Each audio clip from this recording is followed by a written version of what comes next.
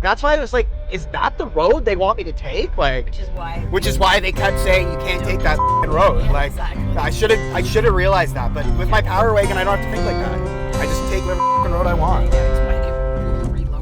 Did 4 times and was like, no, you're not going that way. That's a bad way to go.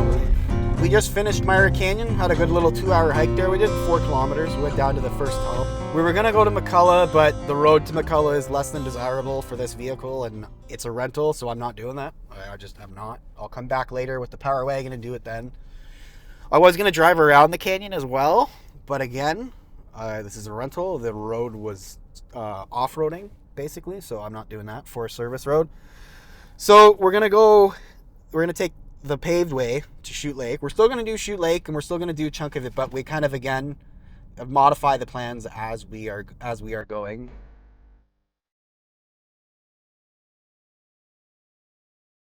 Gillard Forest Service Road, everybody.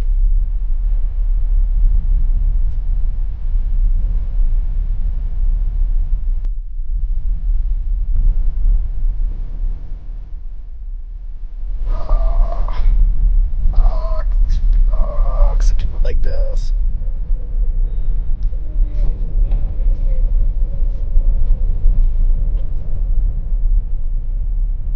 2 kilometers.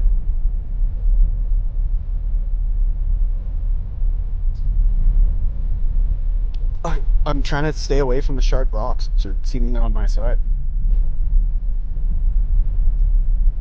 High risk traffic area. No stopping or parking.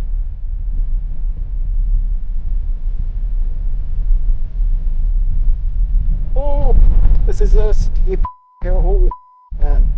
Woo. This is steep. They're like facing the sky. Not struggling though. The car is great. But this is steep, man. Holy shit, that was great.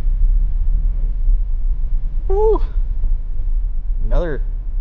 Yeah, this is why they had to have all these switchbacks for the railway, because you go up so high.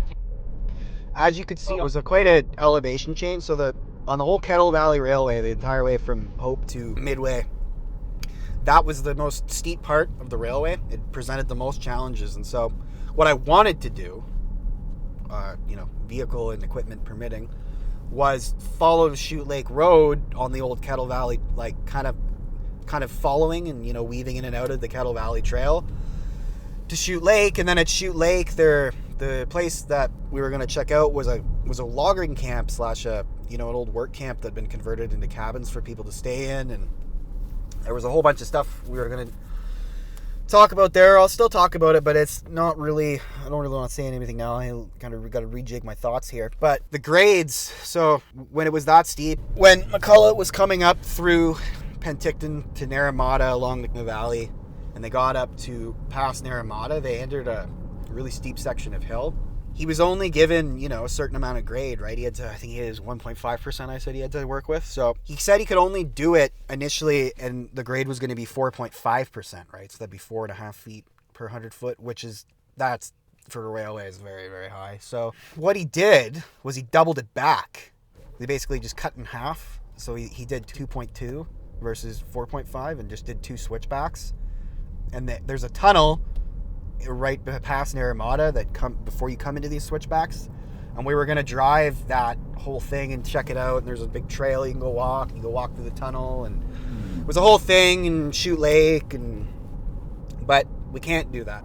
We are now heading south, 97 south, down to Penticton on the west side of the lake. So I got a couple questions. If anybody from the government, particularly infrastructure department, happens to see these videos, I got a couple questions for you and your bosses here. Why do we not have a road to get from Kelowna to Penticton on the one side? Frankly, the Kettle Valley Railway was built in the 1910 to 1915, and they did perfectly fine. So you take a road, you drive 30-45 minutes up it, and then you got to turn around because the road is impassable due to the fact that most people drive cars and not massive pickup trucks that can just go wherever they want. And then you're trying to find a way around, and you have to physically drive 45 minutes all the way back to Kelowna, over the bridge, and do this. To me, it doesn't make any sense. And like, so like, what happens to the bridge? What happens if the Kelowna Bridge breaks? Well, it's all gonna, like, everybody's gonna stay on the Kelowna side, and all everybody's gonna stay here. Okay, so we're passing through Penticton here. Penticton was the Okanagan back in the day, had a lot of stern wheelers. We're gonna go check out the museum and the sick moose and a couple of the boats tomorrow. But I figured I'd mention this today because it's kind of an interesting thing. So this canal here that we were using. So up at the very top of Penticton there, they dammed the lake to help kind of control the water level because the water level fluctuates quite a bit. So they dammed the lake, and then they used this canal system that we're running parallel with. The stern wheeler, the Culloden, would basically run from Penticton through the canal to Skaha Lake and down to like Oliver and stuff. But when the guy, the captain that tried to pilot the Culloden through this canal, it was horrible. He was getting stuck, and he hit a bunch of sandbars and all kinds of stuff. He was able to get, like, they basically ran a stern wheeler up and down this canal. Okanagan Lake is at the top of Penticton, and Skaha Lake is at the bottom of Penticton. And this canal runs through the city itself. And the Culloden, which was the stern wheeler that ran through there, it was a riverboat stern wheeler. That was the one that ran through. And as you can see, right, that's where he would have popped out. And then they would have piloted the lake. They wanted to make this deeper, so they dredge. So if anybody doesn't know what dredging is, it's just excavation underwater. Take a shovel and take a pile of dirt out of a river, and that's dredging. Vernon, Kelowna, and Penticton were the main areas. And then the dam in Penticton controls the water level of the lake. Second most was the Queen of the Okanagan back in the day, so it'll be kind of cool to see that.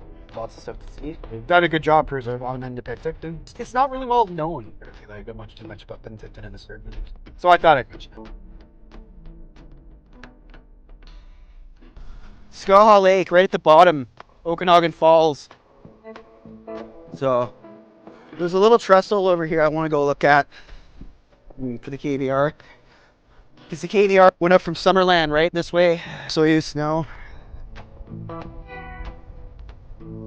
That's the KVR trestle, right along there.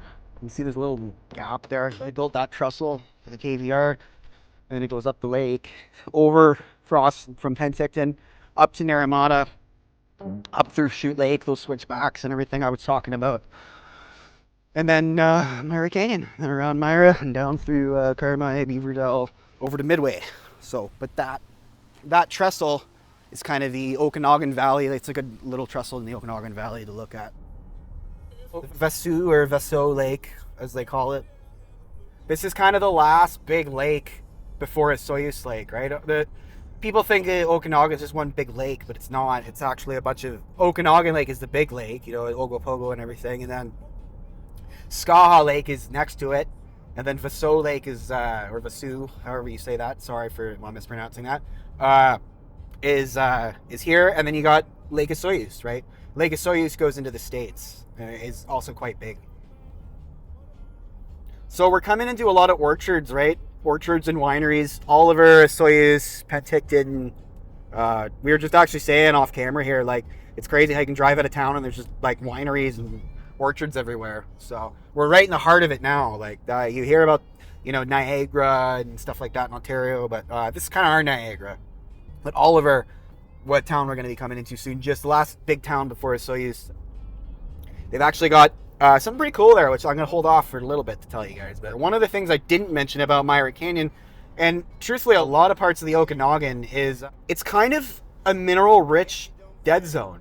When you talk about ore bodies, and you got, like, we were up in Merritt there in Nicola, and you got coal, copper, gold, silver. There's virtually none of that here. All through Myra Canyon, all through this area, like Kelowna itself, Penticton, there's virtually nothing here. There is nothing here. We would know because there'd be mines and there'd be a whole history of it. But there's a couple other gold towns and stuff. This is basically boundary country, right? Or Granby, like far Granby country. Not really. I wouldn't consider that Okanagan. So it's just one thing to keep in mind if you're, you come to Okanagan and you think you're going to pan for gold like you are at every other place in BC.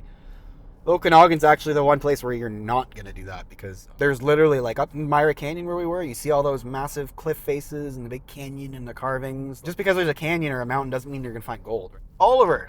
So, Okanagan, right? It's a desert. It's pretty dry, not much rain. And they grow a lot of fruit here, right? And wine. So you got to ask like how, you know? And we know about irrigation, right? But irrigation canals have existed for a long, long time. It's like that's like Roman technology. It's basically just a canal on the ground, and it's fed by a lake or a river or something. And then people have hoses, and they siphon water from the lake, and then the people siphon the water from the canal, and they use that water supply, the steady, uninterrupted water supply, to feed all the plants. And so, in Oliver, going all the way down to the border, is a canal. It's an irrigation canal. It's like just made of concrete. It's not very deep or whatever. I think it's like 6 feet. You find it somewhere here. I'll go look for it tomorrow. And it supplies water for, I think it's 8,000 acres of property in the Okanagan.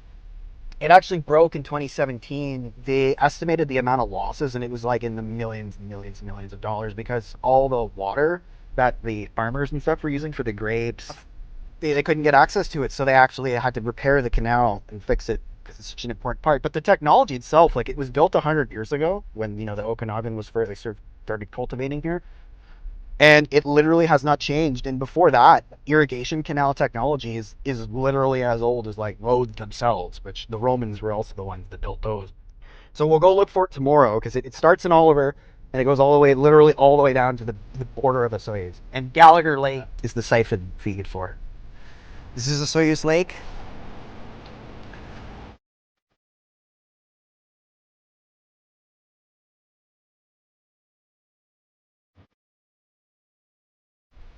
So quite beautiful though. Fresh sunset.